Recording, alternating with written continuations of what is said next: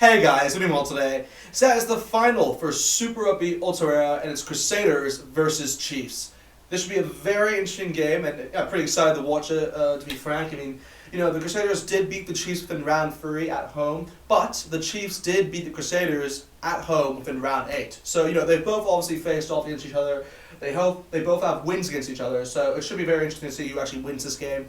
Obviously, it's been played within Christchurch at Orange Theory Stadium, so Crusaders will have home advantage, so that might come to intuition for them. Obviously they've played at home in finals countless times. The Crusaders are pretty much on a dominant run, you can say.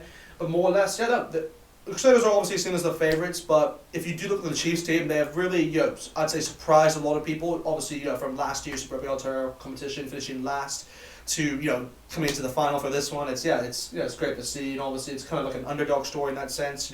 Mackenzie's really just doing the bits for the Crusaders, and clutch time, you could say, throughout most of the games. But overall, just pretty excited to watch this game. So anyway, here are the lineups obviously for both sides. I'll run them by with you guys, tell you what I think about them, and I'll give you my prediction afterwards. So obviously with the Crusaders squad, they actually have gone with an unchanged squad from the last time they played, and I believe that was against the Blues within round 9. So they have gone with the likes of George Bauer as well as Aotearoa as their props, which is kind of a good, it's pretty casual, you could say, with the least. With Joe Moody being still injured, so George Bauer obviously still hold that place at the number 1 shirt. But they will be facing the likes of Aidan Ross and Angus Talval for the Chiefs, and both of them have been very impressive, I'd say. Within this whole competition, particularly Angus Talval, he's really, you can say, kind of gone up the ranks. Obviously, he is an All Black caliber prop, but he hasn't been in the All Blacks for a while. So it's good to see him kind of rise up the ranks again and kind of be more mentioned frequently within that discussion. So it's good. That'll be a key battle there, I believe, between Bauer and Talval. But I'll probably give it to the Crusaders just because I think Aotearoa just adds a bit more experience, say, to that propping position. So moving on to the hookers. The hookers is a very interesting one, obviously, with the likes of Cody Taylor, who is the vice captain for the Crusaders, and then you have the likes of Takaleho for the Chiefs. And both of them have, you could say, different qualities in the sense where Cody Taylor is just probably in my opinion, he's probably been one of the standout players, I'd say, throughout this whole competition. It's really between him and Damien McKenzie, really, for MVP, in my opinion. But more or less, Cody Taylor has been brilliant. I mean, he has the most tries from the competition. He's really upped his game. This season, definitely within Super Rugby Aotearoa.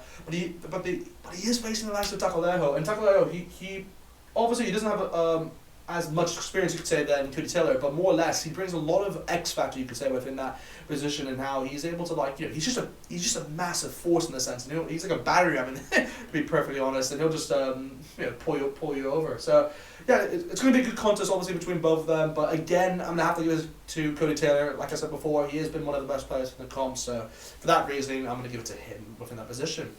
So moving on to the locks. So the locks is a very interesting one, obviously, with the likes of the Crusaders. You do have the likes of Scott Barrett, who is the captain, and then Samuel Whitelock, obviously his partner in crime. But then if you do look at the Chiefs, they actually have made a switch, which is very interesting because I would have suspected them to go with Tupa Vale and Akui, because that's been a very good combination, I think, and could be a potential combination maybe for the All Blacks for the future. But more or less, they've gone with Tupa Vale at 4.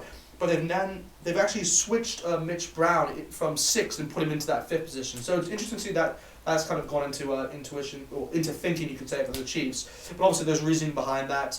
I'll get into that right now, but more or less I'm going to edge it towards the Crusaders still within that session, just because purely the basis of experience, and I just think Whitelock and Barrett is probably the best lock combo from the comp. Anyway, moving on to the loose forwards. So this is where it gets very interesting, because the loose forwards is probably is going to be the key battle, I'd say, within the game.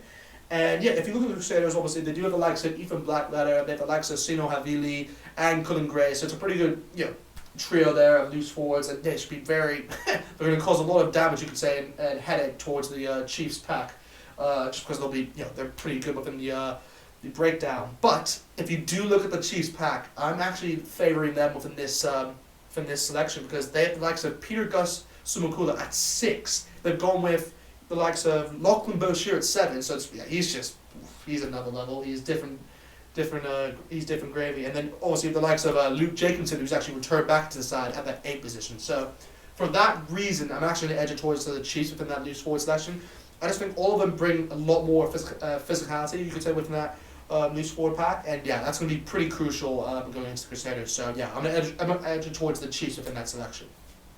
So anyway, moving on to the backs. So the backs is very interesting, obviously, with the likes of the 9-10 combination with the Crusaders. You do have the likes of Mitch Drummond and then Richard Mo'unga. So yeah, pretty good combination to say the least. I mean, it's they've been pretty good throughout the last few years, and that's not really going to change from this one. So yeah, that's a really solid combination. But you do have the likes of Brad Weber and Bryn Gallen, who have done pretty well, I'd say, for so far within this comp. Particularly Brad Weber, he's probably been the best scrum half within this competition. He's just been great, and obviously he is the captain for the Chiefs, so he does bring a lot of leadership qualities, you could say, within this match, and hopefully he can get a captain's referral, correct, maybe can sway the game, but more or less, I think I'm gonna have to edge it towards the Crusaders on this one, just because they have the likes of Richie Mo'unga, and yeah, he's just.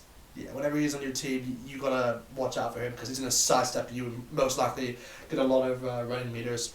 But more or less, with the center positions, it's gonna be a very interesting contest. Obviously, with both teams, I'd say not having their best combination, in my opinion. With the Crusaders, obviously they do have the likes of David Havili, he's actually done very well within that 12 position. Obviously, he's not a center by trade. He's more of a fullback / winger, to be perfectly honest. But he's done very well within that 12th spot. And then you also have the likes of Lester Famangu, who's also a winger typically, but also slotted within that center spot. So it's going to be very interesting to see how both of them do. So far it's worked out very well, to say the least. Particularly David Havili has been very crucial within that playmaking style that Crusaders normally like within that back line. But yeah, no, with the Chiefs, however, they do have the likes of Alex Nangavel and then Antonella Brown. So it's a pretty good combination, and that's worked out pretty well, I'd say, throughout this comp so far. But I think Quintapea and Antonella Brown is the better combination, and of course Quintapea isn't going to be able to be available for this game, which is unfortunate due to an injury. But for that reason, I'm actually gonna normally I would have edged it towards the Chiefs because Antonella Brown just brings a whole different level of he's a top class center. He's like a world class center. So. But because he doesn't have Quintapea, I'm actually going to edge it towards Crusaders from that one. It's a weird one to go with, but I'm actually going to edge it towards Crusaders. But anyway, moving on to the wingers. So the wingers is kind of I'd say an easier selection in a sense where the Crusaders have the likes of George Bridge and Sever Reese, while with the Chiefs they have the likes of Aotearoa, who has done pretty well. Obviously he has got a lot of he's beaten a lot of defenders, which is kind of one of his traits really within the game. But there is the likes of John Lowe, who has done well within the Chiefs camp so far, and it's probably one of his first years, but I just don't think he's up to that quality like Sever Reese. So for that reason, I'm going to edge it towards the Crusaders again. So anyway, with the last position, obviously with that 15th spot, it's probably the key battle within the game, one-on-one, between Will Jordan and Damon McKenzie. I mean, both of them have been brilliant within this competition. I'll admit, Will Jordan hasn't been as good as last year, but he's definitely picked up the pace within the latter rounds of this comp. But more or less, I think I have to give it to Damon McKenzie. I mean, Damon McKenzie has been, in my opinion, the MVP of Super Rugby Aotearoa. But I'll make another video on that, obviously, with you guys wanting to see that. But more or less, yeah, I just think he's been brilliant to the Chiefs. He's really just been crucial for them and actually how good they have been so far. So for that reason, I'm going to edge towards Damon McKenzie and the Chiefs within that section. So anyway, that's kind of it with the squads. I mean, if I had to make a prediction on who I actually think will win the game, see, I want to say the Chiefs will pull an upset, and I really hope they do. I'll be supporting them obviously as a Blues fan. I don't want the Crusaders to continue this dynasty they have, but at the same time, the Crusaders are just more likely to win. So, and they are very, very good to watch. So for that reason, I'm going to edge towards Crusaders, but I think it'll be a very close game though. So I'm going to say they'll win it by only 5 points. Yeah. I'll say the Crusaders will win this game by 5 points, and I'll say they'll win this game 22 points to 17. Yeah. 22 points to 17 is my final prediction for this game. So anyway, just hope you guys have a good day. Definitely comment below and what you guys think, who do you guys will win, let me know, and yeah. Anyway, talk to you guys soon. I'll see you guys next time.